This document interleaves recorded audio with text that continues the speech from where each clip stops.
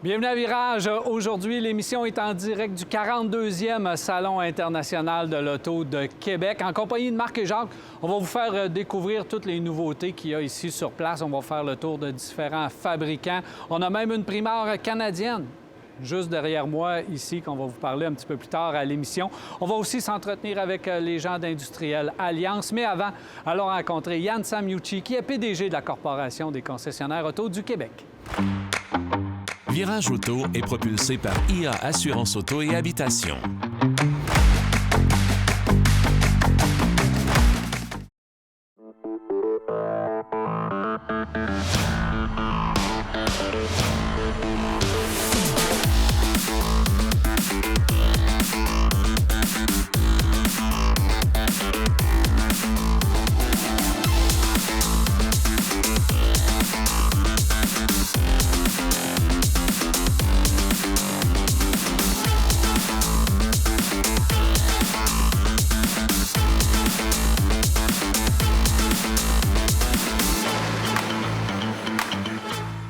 Je suis présentement en compagnie de Yann Samyucci, qui est président-directeur général de la Corporation des concessionnaires automobiles du Québec. Salut Yann Sam. Bonjour.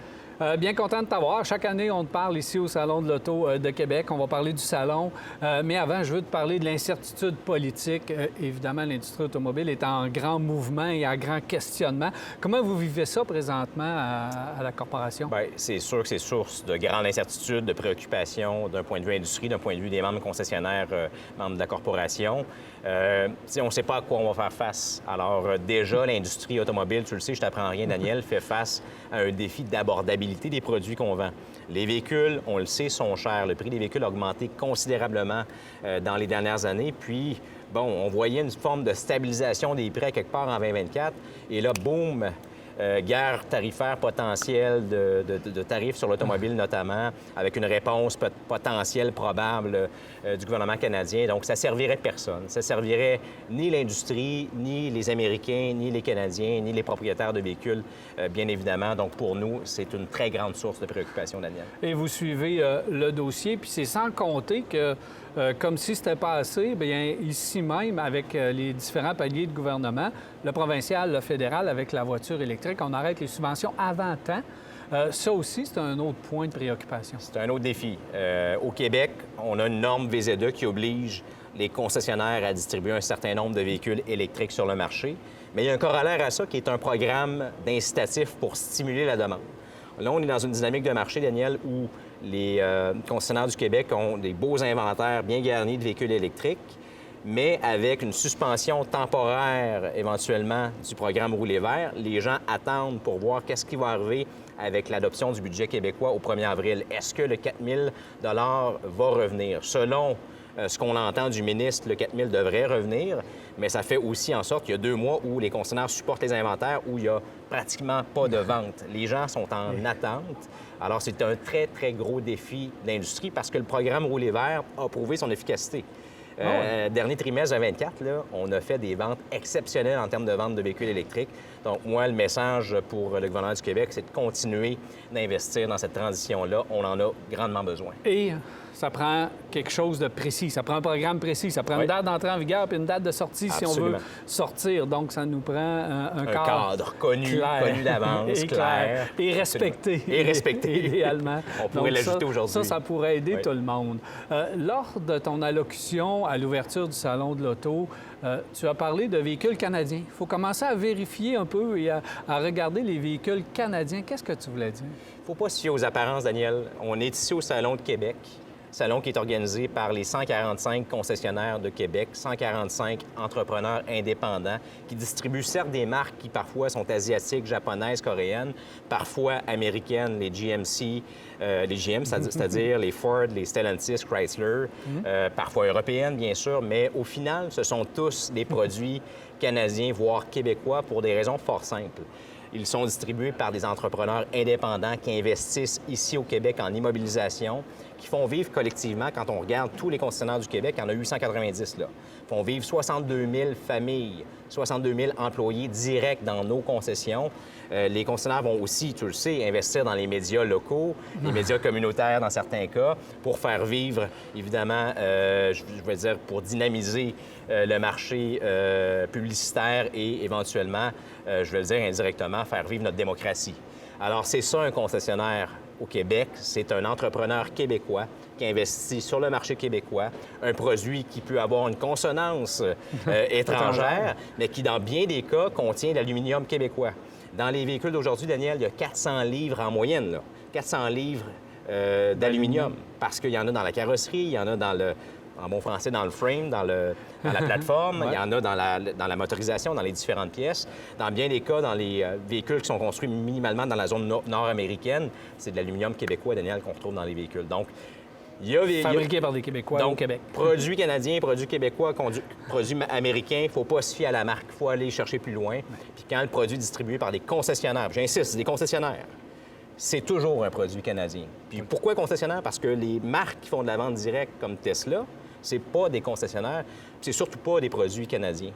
Parce qu'on le sait, dans certains cas, ces produits-là, bien que la marque puisse être américaine, le produit est fabriqué en Shanghai, dans le cas du Model 3 chez Tesla. Donc, il faut aller au-delà des apparences, Daniel, lorsque c'est le temps de magasiner. Et je comprends les Québécois et les Canadiens de faire la démarche, mais faites-la jusqu'au bout.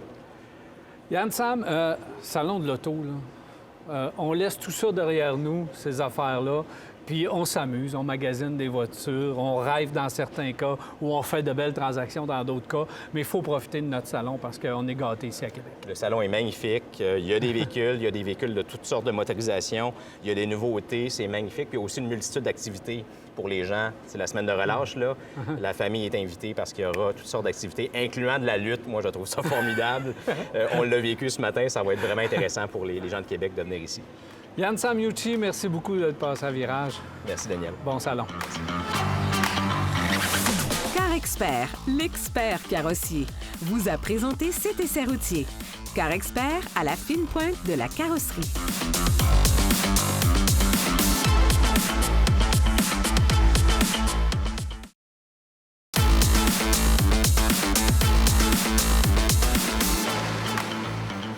Alors, pour faire le tour du salon de l'auto, évidemment, je suis avec Jacques Bienvenu, Marc Bouchard. Salut, messieurs. Salut, Daniel. Ça va bien? Oui, merci.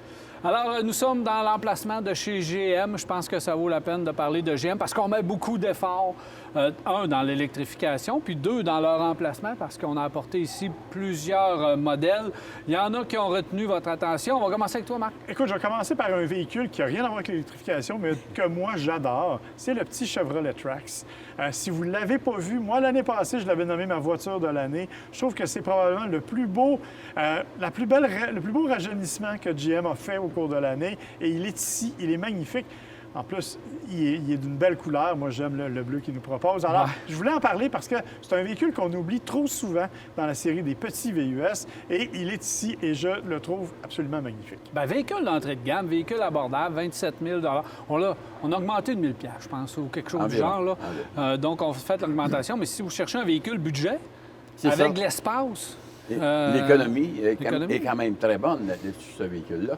Mais moi, si tu me parles d'un véhicule, je te dirais peut-être pas pour moi, mais pour beaucoup de gens qui en ont acheté depuis, en tout cas, avant les fêtes, l'Equinox. Parce que l'Equinox, c'est un véhicule qui a pris beaucoup de place sur le marché, qu'on attendait depuis longtemps. On en parlait à toutes les semaines, je pense, à l'émission. Quand est-ce qu'il va arriver, qu'il va vraiment être présenté. Et finalement, quand ils en ont mis sur le marché, ça s'est vraiment présenté et vendu aussi en bon volume. Et la majorité des gens qui en possèdent ont du plaisir avec. Quelques-uns par rapport à nos températures hivernales qu'on a, parce que ces véhicules ne sont pas nécessairement développés pour le Québec. Quelques-uns ont eu certains problèmes, mais qui ont été corrigés par GM et rapidement en plus de ça. Alors pour moi, l'Equinox, c'est une belle dimension de véhicule qui peut plaire à un grand nombre de gens. Et je suis certain que durant toute la durée du salon, on va voir des gens tourner autour de ce véhicule-là et de tout, bien entendu, ce qu'il y a ici dans le kiosque GM. Dans les derniers mois, Marc, ça a été le plus vendu, l'Equinox. Puis Moi, ça me surprend. GM nous a vraiment surpris avec ce véhicule-là. D'abord avec le prix qu'ils ont mis dessus, l'autonomie, mais aussi sa qualité de fabrication. Bien, je pense que c'est là l'intérêt. C'est-à-dire qu'on nous a amené un véhicule qui était relativement bien fait, bien achevé, alors qu'on s'attendait peut-être à quelque chose d'un peu plus d'entrée de gamme. Alors ça a été une bonne nouvelle. On s'est largement inspiré du Blazer, duquel on avait pris... on rappellera que le Blazer, bon, là, maintenant, il va bien, mais à la sortie du Blazer, il y avait eu comme 32 mises à jour dans les 2 premières semaines. Alors, évidemment, c'était un peu compliqué. Donc, on a vraiment tiré leçon de ça. On a un style qui est à peu près similaire au niveau physique. On a un espace qui est vraiment plus que raisonnable à l'intérieur. Écoutez, l'année passée, jusqu'au 31 décembre, il se serait vendu 15 000 Equinox électriques au Québec. C'est énorme, là. C'est vraiment, vraiment énorme. Donc, évidemment, c'est un grand succès. Mais comme Jacques l'a dit, ça fait partie d'une gamme complète du côté de chez General Motors. Gamme qu'on a ici, là. Je vous ai parlé du Blazer, mais rappelez-vous, en studio, on a déjà eu le Sierra électrique. Ici, on a le Silverado électrique aussi. 2 camions absolument spectaculaires, non seulement en termes de look. Hummer pick-up est ici aussi, là, une camionnette. Mais non seulement en termes de look, mais moi, ce que je retiens de ces véhicules-là, c'est l'autonomie. C'est plus de 700 km dans le cas des gros camions. Donc, ça aussi, c'est que ça mérite quand même d'être souligné. Et l'effort de design, je suis très sensible à ça. D'habitude, j'aime pas beaucoup les voitures électriques qui ont l'air des soucoupes volantes. Chez GM, on a réussi à marier le petit look dynamique avec le look efficace. Absolument. Et je pense que ça, c'est une belle réussite. Très complète comme gamme. Évidemment, tous les véhicules de la gamme GM sont là. Tu as parlé des camionnettes électriques. Moi, le Sierra EV, jusqu'à maintenant, jusqu'à preuve du contraire, je pense que c'est le meilleur véhicule électrique qu'on a mis sur le marché. Toutes catégories confondues, là, avec l'autonomie et sa présentation, comme tu as dit et tout. J'ai regardé un petit peu plus longtemps encore le Hummer. J'ai pas aimé vraiment conduire le Hummer en version SUV, sport utilitaire. Là, on a ramené la version camionnette. Puis je le regardais et je me dis, ouais, je comprends. Si on pouvait enlever peut-être 50 000 sur le prix de vente. Peut-être. Un détail. Un détail. Mais peut-être qu'il se vendra un peu plus. Mais si on oublie le prix et on regarde le véhicule, je ne sais pas s'il va rester sur le marché longtemps parce que d'après moi, GM, on va arrêter l'aventure si ce n'est pas cette année, mais prochainement. Alors, c'est quand même assez impressionnant. Mais il y a aussi le côté Cadillac de la chose qu'il faut parler parce qu'eux aussi, on a transporté nos plateformes chez Cadillac, on les a habillés en luxe. Oui, absolument. Ben, moi, le Cadillac, pour moi, la gamme Cadillac a tellement évolué au cours des années. C'est incroyable tout ce qui s'est passé au niveau de ce gamme-là. Et le nouveau qui vient d'être présenté... L'optique. L'optique, pour moi, c'est un coup de cœur extraordinaire dans ce sens-là. C'est beau, et c'est agréable, et je suis certain que les gens qui vont rouler à bord de ça vont en avoir pour... Moi, je trouve qu'ils vont en avoir pour leur argent à ce niveau-là. Parce que c'est un véhicule de luxe, là. Faut pas passer à côté de ça, là. Non, parle-moi de la gamme électrique, là. Si on veut faire... On commence avec le Lyriq. Parce que là, on arrive, là, puis on commence à être un peu mélangé. L'Optique qui est un peu plus petit, le Lyriq qui est un peu plus gros. Tu auras le Celestiq qui est la grosse patente. Et entre les deux, tu as le Cadillac Escalade IQ, qui est en fait l'Escalade électrique qui est ici aussi, qui est... Comment pourrais-je dire? Superlatif, c'est probablement le mot qui s'applique le mieux. Tout est là. C'est vraiment des véhicules... C'est dans la démesure. C'est dans la démesure. Mais moi, je suis d'accord avec Jacques de dire, le Lyriq, on avait réussi à faire un design, un style, un véhicule qui allait super bien. Et on a transposé ça dans l'Optique, qui est un véhicule un peu plus petit, mais qui a les mêmes capacités, le même style, le même charme, si tu veux.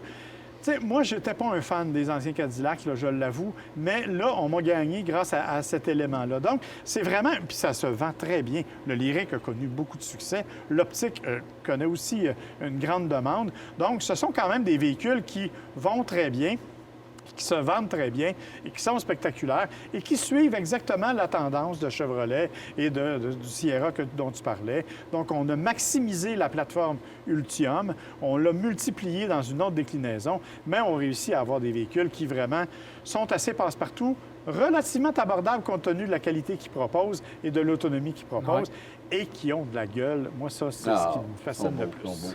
Qu'est-ce qui a fait mal à Cadillac au début avec le lancement du Lyriq? C'est qu'il n'y en avait pas. Oui. Fait que ça a vraiment fait mal. Les gens se sont tournés vers d'autres produits. Là, maintenant, on commence à être capable de livrer, mais c'est pas encore extraordinaire au niveau de la disponibilité des produits, mais il y en a. Fait que là, au moins, on commence à en avoir. Là, la demande a baissé. Ouais. Alors, évidemment, là, on accumule plus de véhicules.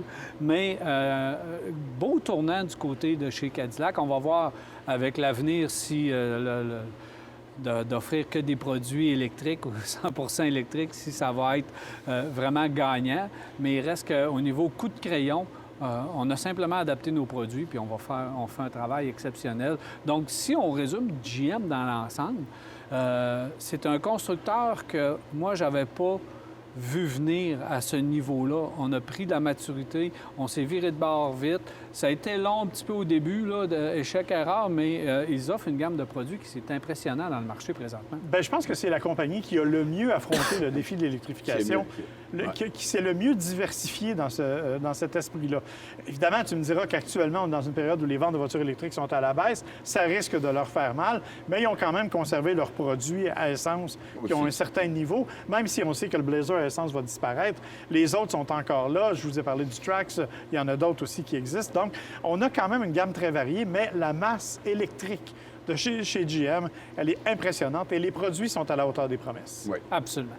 On va se transposer chez Volkswagen. Je suis allé faire un tour du kiosque de chez Volkswagen. D'abord, bravo qu'il soit là au salon. Tu sais, on ne savait pas trop dans les derniers temps. J'ai aimé de voir encore le ID Buzz, même si je comprends pas le buzz. Et il y a le Taos qui est là aussi, qui mérite d'attention. Puis un mal-aimé, Amour-haine, c'est le ID4, le ID4, que je me dis, Caroline, c'est un beau véhicule, il y a tellement de problèmes, est-ce que c'est réglé? Mais dans l'ensemble, il y a un beau format, c'est un beau produit. Je suis obligé de te dire que ceux qui buzzent le plus avec le ID, c'est probablement ceux qui regardent le prix.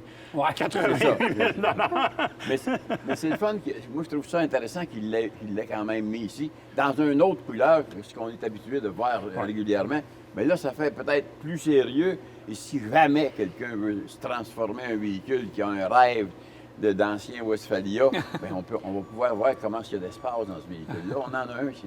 Tout à fait. Tu parles c'est de un véhicule qui est déjà lourd. Je peux pas croire qu'on va mettre des cabinets, des toilettes, des affaires, des lits en Europe, c'est ce qu'on fait. En Europe, on a une version qui est plus courte, mais on aménage l'intérieur. C'est plus une version cargo qu'on a moins ici. Ouais. Par contre, tu parlais de l'ID4. C'est vrai que c'est un beau véhicule, mais on s'entend pour dire que c'est pas le véhicule le plus stimulant à conduire. On a perdu le charme Volkswagen. Et ce qui les a tués, c'est vraiment les problèmes de portière, entre autres, qui s'ouvraient toutes seules, que ça a pris des mois avant de réparer. On est obligé d'arrêter les ventes. Ça a fait extrêmement mal. Tu parles du Taos, cependant, c'est un autre mal-aimé du côté de chez Volkswagen. On a tendance à ne pas le recommander parce qu'on disait, bon, c'est un véhicule qui manque un peu de puissance, qui manque un peu de charme. Je trouve qu'on a bien repensé la silhouette du véhicule. Je trouve qu'il est plus beau.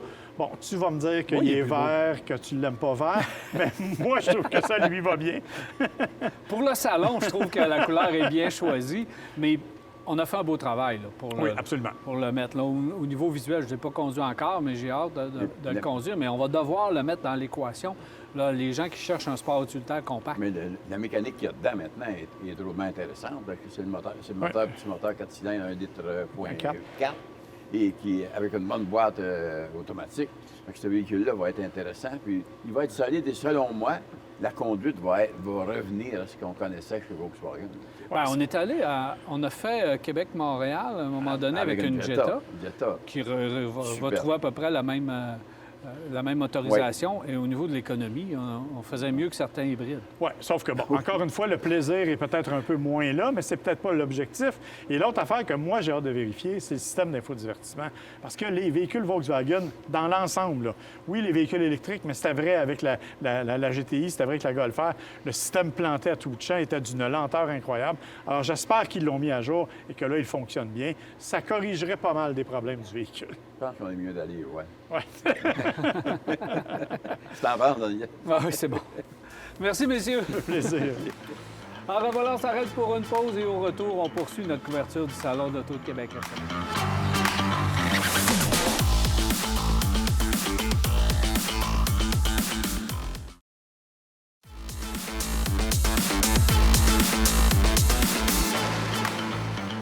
Nous sommes présentement dans le kiosque d'Industriel Alliance. Je suis en compagnie d'Hugo Fortin. Salut, Hugo. Salut, Daniel. Alors, Hugo, tu es président et chef de l'exploitation IA Auto et Habitation et Prisme. Oui. Salut, Éric. Salut, Daniel. On te connaît bien, Éric. Absolument. Alors, Éric, tu es directeur général agence IA Avantage. Tout à fait. Merci de nous accueillir dans votre emplacement, messieurs. Ça nous fait plaisir. Ça me fait plaisir, Daniel. Alors, évidemment, vous êtes fiers partenaires du Salon de l'Auto et à chaque année, vous êtes là, année après année, vous encouragez le Salon de l'Auto. C'est important pour vous, messieurs? Oui, bien, IA Auto Habitation est présentateur officiel depuis 7 ans cette année. Donc, pour nous, là, c'est important de soutenir ces événements d'envergure-là du milieu automobile dans la région de Québec, là. Donc, ça nous fait plaisir de s'impliquer encore cette année là-dedans. Ouais.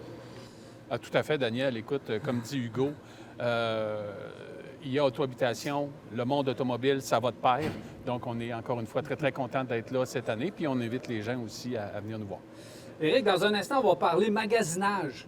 Parce qu'au Salon de l'Auto, on magasine des autos, mais il faut aussi magasiner notre assurance auto. Ça qu'on va en parler dans un instant.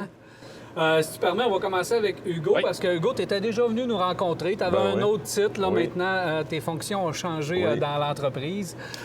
Mais évidemment, on va profiter de ton poste de président parce que c'est vraiment important pour nous de savoir, évidemment, comment l'assurance va évoluer dans le temps.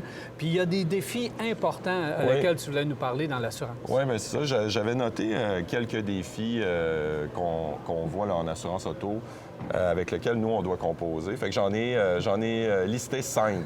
Fait que dans le fond, pour nous, là, présentement, un des plus grands défis qu'on a, c'est vraiment l'augmentation des coûts de réparation. Fait que ça, c'est quelque chose, je te dirais, avant la pandémie, on voyait là, le coût des pièces, le coût de la main-d'œuvre, ça augmentait un petit peu en haut de l'inflation à chaque année. Mais depuis la pandémie, il y a comme eu une accélération de cette augmentation annuelle-là. Donc, je ne sais pas si tu te souviens, mais il y a eu des pénuries. À un moment donné, il y a des usines qui ont fermé pendant la pandémie. Il y a eu des pénuries de pièces. Il y avait des problèmes de disponibilité. Puis là, on dirait qu'on s'en est pas remis encore. Là. C'est encore des augmentations annuelles qui sont importantes.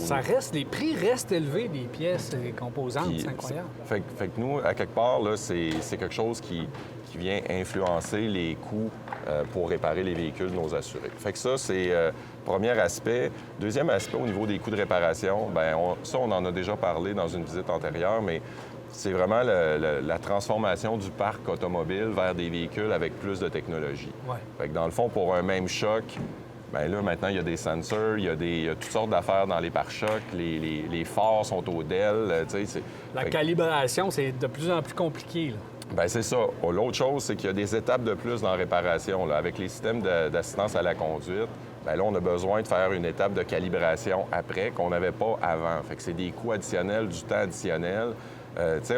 On parle aussi de scan. Là. On va scanner l'ordinateur de bord avant, après les réparations. Fait que c'est toutes des étapes additionnelles. Fait que de notre point de vue, il faut tout le temps rester à la page au niveau de ces changements-là parce qu'on va être capable de faire un bon contrôle de coûts quand on fait réparer les véhicules parce qu'ultimement, c'est l'assuré qui finit par payer. Fait que dans le fond, on veut être sûr qu'on limite ces augmentations-là. Vous suivez ça très, très près. L'autre point, c'est le vol de voiture. Mais là, il y a une mini bonne nouvelle dans le vol de voiture. Oui, deuxième défi important, puis on en avait parlé lors d'une visite précédente, mais c'est vraiment le vol de véhicules. Fait que si on regarde, mettons, début des années 2000, le vol était quand même assez fréquent. Là, il y a eu les antivols de série qui sont arrivés. Ça a réglé le problème pendant un bout de temps. Mais maintenant, la technologie a changé d'un véhicule. Là, maintenant, il y a des nouvelles techniques de vol qui sont apparues. Donc, le problème a pris beaucoup d'ampleur dans les dernières années. La bonne nouvelle, c'est qu'il a baissé le vol en 2024. Donc, il a atteint comme des plateaux 2022-2023. Il a baissé beaucoup en 2024, d'à peu près un peu plus que 30 au Québec. C'est quand même appréciable. C'est quand même appréciable. Fait qu'on attribue ça aux initiatives des services policiers, les différents paliers de gouvernement aussi, les différentes associations d'assureurs. Il y a eu beaucoup au début de l'année 2024. Il y a eu différentes... il y a une prise de conscience et là, il fallait agir. C'est ça, exact. Fait qu'il y a eu différentes initiatives. Nous, il faut continuer de surveiller ça. C'est quand même un coût important pour nous. Puis c'est sûr qu'ultimement, quand il y a des véhicules de volée, c'est des assurés à un moment donné qui finissent par financer ça par leur prime. Là. Fait que, dans le fond, on essaye de minimiser ça le plus possible. L'autre point, c'est la fraude. Puis ça, on y pense un peu moins, mais la fraude joue dans le coût d'assurance et dans les Oui. défis que vous avez à relever? Parce qu'il y a toujours quelqu'un qui traîne du filet mignon dans son auto ou quelque chose du genre. Ben, troisième défi, effectivement, c'est la fraude. Fait qu'il y a toutes sortes de choses là-dedans. Tu sais, au niveau de l'automobile, parce que habituellement, des biens dans ta voiture, c'est l'assurance habitation qui va couvrir ça. OK. Là. Mais tu sais, au niveau de l'automobile, ben, le truc le plus simple, c'est quelqu'un qui va essayer d'inclure un dommage qui n'est pas arrivé au même moment dans une réparation, mettons, qui est légitime. Tu sais, fait que... Mais il y a aussi des trucs très compliqués, des vols d'identité qui vont acheter un véhicule, qui vont le rapporter volé. Tu sais, il y a des affaires compliquées. Là. Fait que nous, il faut comme rester un peu... il faut suivre, ça, oui. à l'affût, il faut suivre ces affaires-là. On a une unité spéciale d'enquête chez nous qui va essayer de détecter ces choses-là parce que dans Est-ce le fond, une fraude? Est-ce légitime? Exact. Parce que si c'est une fraude, ben on veut pas le payer, tu sais, parce que ultimement, c'est nos assurés, l'ensemble de nos assurés qui va finir par le financer. Donc, pour nous, c'est important là, d'exercer un bon contrôle là-dessus. Autre point, les changements climatiques. Ouais. Puis là, on y a goûté au cours des dernières années. Ouais. Ça a coûté cher, ça a brassé pas mal. Puis, tu sais, les changements climatiques, on y pense moins, mettons, au niveau de l'automobile, des fois, mais ça a quand même des impacts, là, tu sais. Puis là, je nous ramène à l'été 2024, les suites de l'ouragan Debby, là. Ouais. Nous, tu sais, je sais pas du point de vue de la population générale comment ils l'ont vécu, mais nous, ça a été un gros événement. Il y a eu beaucoup de véhicules qui ont été inondés dans la grande région de Montréal. Si on regarde dans l'Ouest canadien aussi, il y a des épisodes de grêle dans la zone dans la région de Calgary qui touchent les véhicules. Il y a eu des feux de forêt aussi qui ont brûlé des véhicules. Ouais. Donc, tu sais, au-delà du coût que ça représente pour nous, je dirais que un des grands défis, c'est le défi de logistique. Fait que, tu sais, quand un événement comme ça arrive, bien là, quand tu as, mettons, 200 véhicules inondés, c'est une charge... D'un coup, là. D'un coup, en 48 heures, Ouais, mettons, c'est une charge de travail. C'est beaucoup de travail C'est pour beaucoup tous de les travail. répertorier, Oui, aller oui. voir chacun des véhicules. Puis c'est un gros chèque pour payer tout ça aussi Oui, en même temps. mais c'est vraiment la logistique. Là. La logistique, c'est qu'on condense en peu de temps une Beaucoup charge de de travail. réclamations Oui, en même c'est ça, temps. exact. Ça vient effectivement. Puis ça n'arrête pas là parce que vous devez aller voir dans l'avenir aussi. Vous devez Ouais. prévoir qu'est-ce qui s'en vient dans l'industrie Ouais. automobile. Donc, garder un œil pour dire qu'est-ce qui va arriver dans l'automobile. Il va y avoir de la conduite autonome, il va y avoir des nouvelles technologies. Ça, vous avez aussi, vous tenez compte de tout ça. Bien, 5e défi pour nous, c'est de suivre l'évolution de ce qui se passe au niveau de l'assurance automobile. Fait que, tu sais, il y a toutes sortes de choses qui se produisent. Tu sais, si vous êtes allé dans des villes européennes, tu sais, il y a beaucoup de moyens de transport alternatifs, des trottinettes électriques, des Bixi, tu sais, il y a toutes sortes de choses. Il commence à avoir des autopartages aussi. Tu sais, tu peux utiliser un véhicule qui reste, tu sais, comme... c'est pas un Uber parce que tu le conduis toi-même, là, mais il y a aussi du partage de véhicules, du covoiturage. Fait que, tu sais, pour nous, il faut suivre ça parce que, à quelque part, il faut s'assurer que nos produits demeurent pertinents, tu sais, pour assurer ces choses-là. Au niveau des véhicules autonomes, bien, ça, c'est un débat qu'on a depuis plusieurs années. Là, on ne sait pas quand est-ce que ça va arriver. Là. On dirait qu'on l'attend à toutes les... C'est encore au stade embryonnaire, C'est ça. mais on sait qu'on s'en va vers là. Idéalement, on s'en va vers là. Puis tu sais, ce qu'on peut se questionner, c'est quand il va y avoir des véhicules réellement autonomes, ça va être quoi le mode de propriété du véhicule qui va être le plus répandu? Tu sais, on va-tu avoir encore chacun notre véhicule? Ou ça va être des véhicules en partage. Ça va être des flottes, tu sais, d'une compagnie qui prête un abonnement, tu sais, tout ça. Fait que c'est sûr que pour nous, à un moment donné, le mode d'assurance pourrait changer à ce niveau-là. Avec ces nouvelles technologies-là, évidemment, il faut se tourner vers l'avenir. Vous le faites en vous tournant vers le numérique aussi également. Oui, bien c'est ça. Il y a un truc dont je voulais te parler. On a commencé à faire ça fin de l'année passée, 2024, chez IA, Assurance Auto Habitation. Dans le fond, tu sais, des soumissions en ligne, ça existe depuis plusieurs années pour beaucoup d'assureurs. Dans le fond, on peut demander un prix en ligne. On va sur le site web, on demande un prix en ligne. Mais généralement, il va falloir que tu parles à quelqu'un pour conclure la vente. Oui. Depuis la fin de l'année, on a commencé. Il y a quelques assureurs qui le font. Nous, on le fait depuis la fin de l'année passée.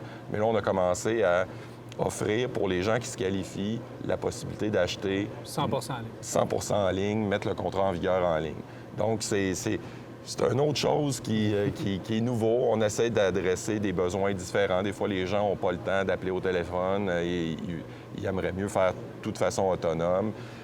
Pour nous, c'est quand même certains défis parce que c'est pas comme vendre une paire de souliers. Fait qu'il faut s'assurer que la personne ait la bonne couverture pour pas dire « Ah, j'avais pas vu ça, j'avais pas lu ça. » Fait que c'est ça. Fait qu'on va expérimenter avec ça. On va le rendre disponible à de plus en plus de gens. Mais c'est quelque chose avec lequel Au fil du temps, on va en jaser, Hugo. Ça, Yes. c'est certain de cette nouvelle technique d'acheter de l'assurance. Parce que de l'assurance, on en prend, Éric. De l'assurance, au salon de l'auto, les gens vont magasiner, ils vont tomber en amour avec un véhicule. Et là, ils disent OK, on l'achète, mais on n'a pas pris le temps de magasiner son assurance. Tu veux nous rappeler que c'est important? Bien, je vous en parle souvent. On en a déjà parlé ensemble dans des anciennes chroniques.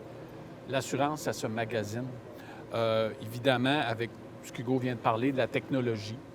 Le prix moyen d'un véhicule est au-delà de 65 000 présentement, justement à cause de ces technologies-là. Donc, le prix de ton assureur devient un critère presque d'achat de ta voiture. Ouais. Donc, je pense que c'est très important, puis c'est le message encore que je veux profiter aujourd'hui pour dire aux gens. Vous changez de voiture, oui, vous êtes assuré pour votre voiture avec votre assureur actuel, mais allez chercher au minimum un comparatif. Bon, évidemment, je vous dirais, n'hésitez pas de nous contacter, IA Auto-Habitation au Prisme. Si vous allez chez votre concessionnaire, beaucoup de concessionnaires ont les produits de IA. Donc, j'en ai déjà parlé dans une ancienne chronique aussi avec la possibilité d'avoir rapidement un comparatif par texto, par SMS. Alors, magasinez-là. On fait 2-3 épiceries la fin de semaine parce qu'il y a des produits en rabais. Alors, imagine quand on parle d'assurance voiture, très, très, très important. Oui, puis il y a la prime, mais il y a les protections également. OK? Donc, votre assureur est le mieux placé, donc n'hésitez pas à le faire. Surtout si on change de fonction avec le véhicule, puis on sait qu'on va faire un peu plus de route, ou on change de catégorie peut-être, parce que des fois, on veut se gâter. Et là, c'est bien d'appeler pour savoir la prime de sa nouvelle voiture. Oui, voiture électrique. J'ai une voiture à essence, je vais avec une hybride ou une voiture électrique. Est-ce que c'est les mêmes couvertures? La prime peut varier aussi.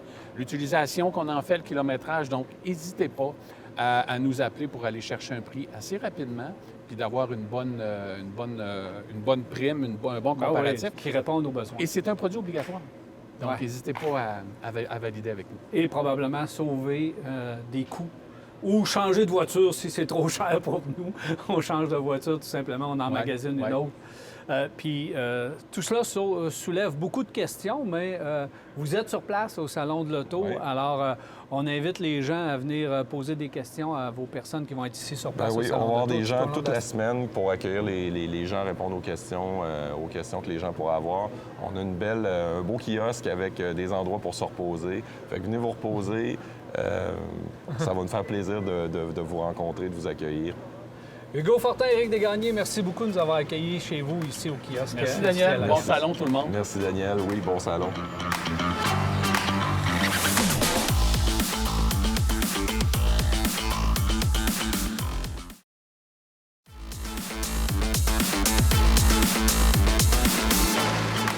Nous sommes présentement chez Genesis, messieurs, pour parler d'une primeur, Marc, quand même, c'est pas rien, là. On a une primeur canadienne, mondiale, internationale. Non, pas mondiale. On se gardait une petite gêne. Le véhicule a été présenté au Salon de l'Auto de Los Angeles en décembre dernier. Mais effectivement, c'est une primeur canadienne. C'est la première fois que le véhicule est présenté dans un salon. C'est le GV70 électrifié 2026. Un véhicule qui a subi quelques changements, on va se le dire. Pas des grosses choses extérieures, des petites modifications. C'est surtout à l'intérieur. Le changement est beaucoup plus important. L'esthétique est bien différente. Mais il y a aussi un changement de batterie. On est passé de 77 à 84 kWh. C'est un peu ce qu'on a fait du côté de chez Hyundai, du côté de la famille Hyundai complète. Ouais. Là. On n'a pas été capable de me confirmer que c'était la même batterie que la Ioniq 5, mais on a la même dimension, donc on peut s'attendre effectivement au même genre d'autonomie. Ça va faire du bien parce que le GV70 électrifié, c'est le nouveau cheval de bataille du côté de chez Genesis. C'est le véhicule avec lequel on veut faire du volume, mais c'est pas le seul quand même. On le voit derrière nous, il est beau, il est magnifique. C'est pas un changement radical, là, si vous aimez Genesis. Vous êtes pas une révolution, mais c'est un véhicule qui est entendu avec ce qu'on connaissait dans la grande famille de Hyundai, Kia, etc. Exactement. C'est une belle évolution mécanique, évolution du design intérieur. On sait que l'ergonomie du côté de Genesis, ça n'a pas toujours été parfait, donc là, on se rapproche un peu de ce qu'on voulait nous faire. Mais Genesis a aussi amené un autre véhicule que moi, j'ai beaucoup aimé cette année, c'est le GV80 coupé.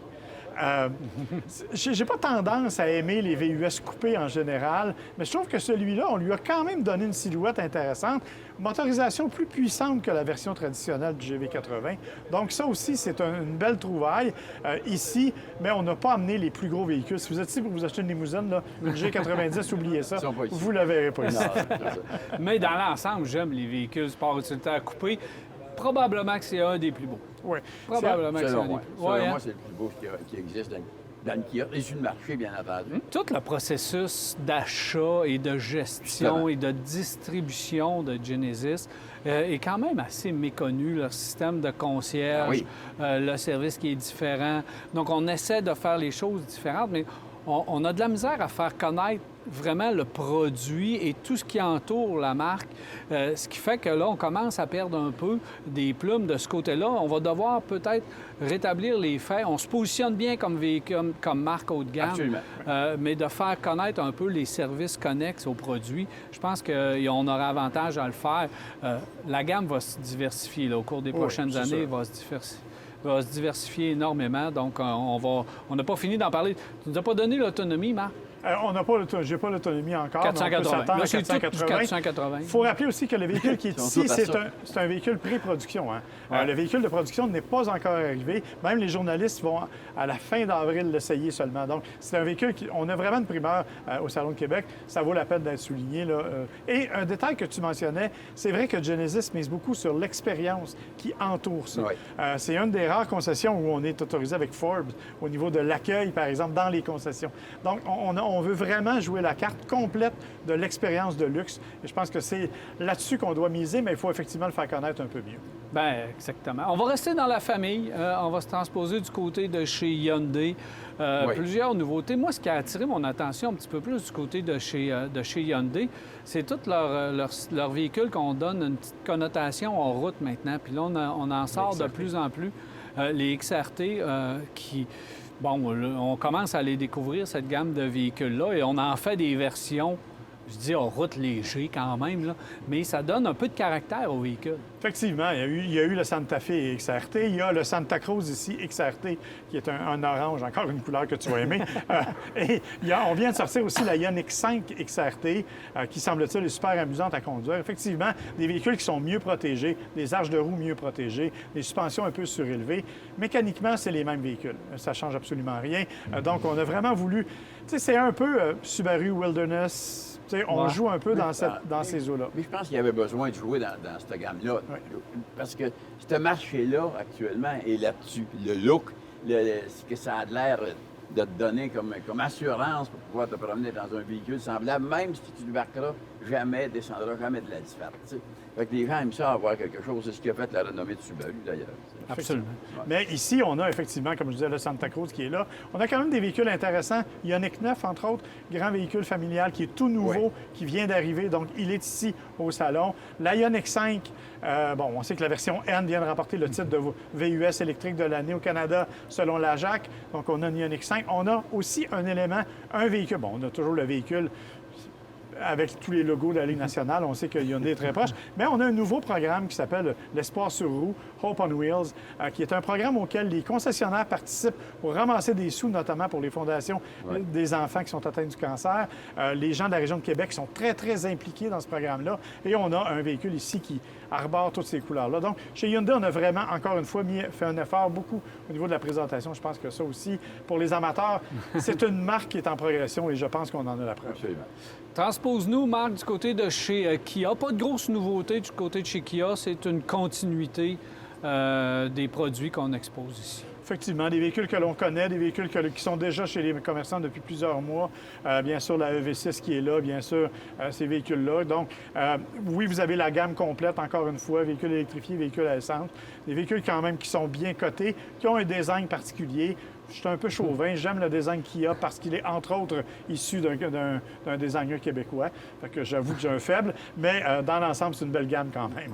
As-tu vu des X-Pro? Parce que Non, du j'ai pas côté de chez Hyundai, on arrive avec les XRT, mais on avait déjà lancé ces versions un petit peu hors route du côté de chez Kia, qui passent un petit peu inaperçues, mais que c'est vraiment des beaux véhicules. Entre autres, le Sorento X-Pro est vraiment un véhicule intéressant et vraiment beau. Mais ici et à Québec, ils ont justement ici un kiosque pour parler de voitures électriques qui sont organisées. Québec est gâté beaucoup au niveau de Kia pour parler avec intensité de leurs produits électriques. Comment est-ce que... Bien, puis ils en font profiter toute la population parce que le centre d'inspiration électrique, c'est pour tout le monde. Puis tu magasines pas juste des kiosques, tu magasines n'importe quel véhicule. Tu as des questions sur les bornes, tu as des questions sur les véhicules électriques en général, comment tu vis avec ça. Sont sur place puis ils répondent à vos questions. Dernier véhicule, là, on se transpose chez Mitsubishi. Le Outlander 2025 a eu une petite modification.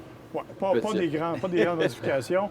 L'Outlander 2025, un petit changement à l'avant, là, surtout au niveau des blocs optiques. C'est surtout à l'intérieur. On a revisé l'intérieur. Il faut que tu montes à bord pour voir le changement. Un véhicule qui est ultra populaire, comme malgré tout, le Outlander, et qui, avec ça, un petit rafraîchissement, ça va lui faire du bien. Mais personne ne va pas de connaissance. Non, mais on est content. Mais moi, ce que je veux, c'est la version PHEV. La version branchable qu'on attend d'une minute à l'autre.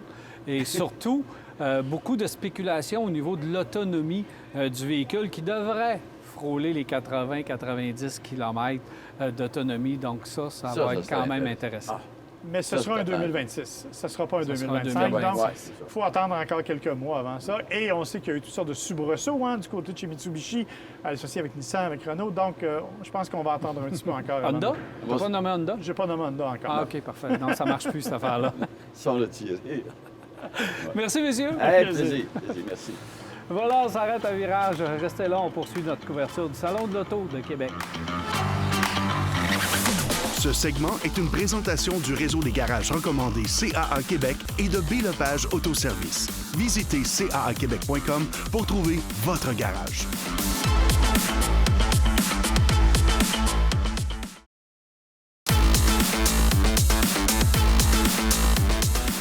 Nous sommes de retour et messieurs, nous sommes maintenant chez Mercedes. Puis on va faire le tour du reste des nouveautés, des véhicules qu'il y a ici au Salon de l'Auto. Mais du côté de chez Mercedes, des belles nouveautés, Marc. Bien, en fait, le Classe G qui, pour moi... Écoute, si j'avais de l'argent, le budget n'était pas une limite, j'aurais un Classe G. Je sais que je ne suis pas correct, mais au moins, on a la version électrique cette année. OK, parce que je pensais que tu voulais acheter le Classe G qui est en arrière de toi. Non, ça, j'y penserais. Mais ça prendrait comme un autre genre de budget. Parce qu'effectivement, on a le Classe G électrique qui est ici, qui est absolument spectaculaire. Mais on a derrière nous l'édition spéciale, l'édition Square du Classe G, qui vaut 550 000 $. Et il y en aura 10 unités au Canada seulement. Donc, évidemment, c'est un véhicule d'exception que vous ne verrez pas beaucoup. Sauf qu'au-delà de ça, il y a des véhicules, Jacques, entre autres, un véhicule qui, toi, t'a impressionné. Bien, moi, le GLC 350E, que je trouve drôlement intéressant dans le sens que c'est un véhicule qui est hybride, branchable, et qui permet une économie drôlement intéressante. Tu vois, quelque chose comme 80 quelques kilomètres. 87. Moi, je trouve que c'est quelqu'un qui a besoin d'un véhicule pour se faire la ville, qui sort de temps à autre, mais là, après ça, vas-y, tu vas rouler à l'essence. Et c'est des véhicules de grande qualité et c'est le véhicule, selon moi, à avoir chez Mercedes. Pour ce que je pense de ma catégorie à moi. Mais il y a bien d'autres voitures. Il faut préciser que Mercedes a toute sa gamme, ou à peu près aussi, qui est ici. Donc, ça vaut la peine. Mais il y a d'autres véhicules qui valent la peine. Entre autres, chez Volvo, on nous présente le EX30, bien sûr, mais aussi le EX90, le fameux grand véhicule électrique qu'on attend, là, qui arrive Depuis un certain temps, là. Depuis un certain temps, effectivement. On l'a présenté à plusieurs reprises, mais là, il est là dans sa version de production, ça aussi. Et il y a la compagnie sœur, dont je ne vais pas t'entendre à savoir pourquoi ils n'ont pas marié les deux, mais il y a la compagnie Polestar qui est aux côtés, avec bien sûr la Polestar 2, mais aussi Polestar 3 et Polestar 4. Deux véhicules extrêmement bien réussis du point de vue esthétique. évidemment, du point de vue de le la facture, Polestar 4 est particulier. Oui, particulier, avec T'aimes pas, là? avec pas de vitre à l'arrière, ce qui est un peu Avec pas de vitre, oui. Avec pas de vitre. Mais véhicules aussi qui sont quand même assez dispendieux, là, surtout pour Polestar 3 qui est à près de 100 000 Polestar 4 qui est moins cher que le 3. Oui, exactement. Alors, Un jour, on va démêler tout ça. Oui, c'est ça. On n'est pas rendu là Du encore. côté de chez Polestar. D'autres éléments qu'il faut mentionner, le retour de Mazda dans les salons de l'auto. Hein? On le sait, Mazda n'était pas présent nulle part. Ils sont ici à Québec. Des véhicules particuliers, la Tesla Model Y, la nouvelle génération, la Launch Edition. Elle est ici, on peut la voir en vrai. C'est intéressant, si vous êtes amateur de voitures exotiques, il y a Lamborghini qui est ici aussi avec ses voitures magnifiques, dont 2 verts kaki qui sont absolument spectaculaires. Évidemment, j'aime encore les couleurs bizarres. Il y a Toyota, bien sûr, qui est ici aussi avec le RAV4 2025, mais le 4Runner que toi, tu as eu l'occasion d'essayer. J'ai eu l'occasion. Moi, c'est une belle nouveauté parce qu'il n'était même pas à Montréal, donc il vient tout juste d'arriver, ce nouveau 4Runner-là. Puis bien redessiné, bien réussi, pas spectaculaire, mais ce qu'on s'attend d'un vrai véhicule hors route, on l'a gardé sur un châssis. On a fait des versions TRD Pro, même Trail Hunter qui est vraiment impressionnante. Bref, on a fait ce qu'il fallait comme travail pour ce nouveau véhicule que ça fait 15 ans qu'on n'y avait pas touché. Il y a quelqu'un qui s'est réveillé et qui s'est dit « Hey, on a un 4Runner, on a ça en stock. Il faudrait peut-être le renouveler. » Puis finalement, ça a donné un très bon résultat. L'attente en a valu la peine. Absolument. Puis c'est un beau véhicule. Puis il y a une catégorie de gens pour ces véhicules-là. Je pense qu'ils vont être capables de s'amuser, en tout cas, de montrer à leurs voisins. Oui, puis il faut dire aussi qu'il y a plein de zones familiales, zones thématiques, pistes de course, on peut aller s'amuser, arcade, bref, il y a toutes sortes de choses sur place. Donc, il va même y avoir de la lutte. Oui, donc, le questionnaire d'auto nous dit que c'est la première voiture électrique qui est 1916. C'est pas tout à fait la première. Il y en a eu à la fin des années 1800, mais celle-là est impressionnante. Elle vient même avec sa borne de recharge. Bon, elle n'a pas manqué et à voir. Et encore une fois, il faut parler du centre de foire. Il faut parler de l'endroit où se situe le salon de l'auto parce que, oui, je comprends qu'on vient rêver avec toutes les nouveautés qu'il y a ici, puis on en a énuméré que quelques-unes sur toute la gamme des produits et des véhicules qu'il y a sur place. Mais c'est un beau salon, Jacques, pour magasiner un véhicule. Moi, ce que j'aime de venir, surtout ici à Québec, c'est un salon qui a de l'espace. Les véhicules, ils ont de l'espace entre les véhicules. Tu peux monter à bord, sortir facilement, aller dans un autre véhicule. Si tu es dans le marché de l'automobile, que tu veux t'acheter un véhicule, souvent, on ne trouve pas le moyen de se décider. Bien, venez-vous-en. Enlevez vos manteaux, asseyez-vous dans un des véhicules. L'autre qui est la compétition, allez faire la même affaire. Vous allez repartir d'ici en sachant exactement ce que vous avez besoin. Et il va y avoir des conseillers sur place aussi pour vous diriger, pour vous informer de ce qu'il y a dans ces véhicules-là. Moi, je trouve que c'est la place idéale pour magasiner l'automobile, et c'est ici à Québec. Ouais. Il ne faut pas oublier qu'il y a les essais routiers des voitures électriques plus, aussi oui. qui existent.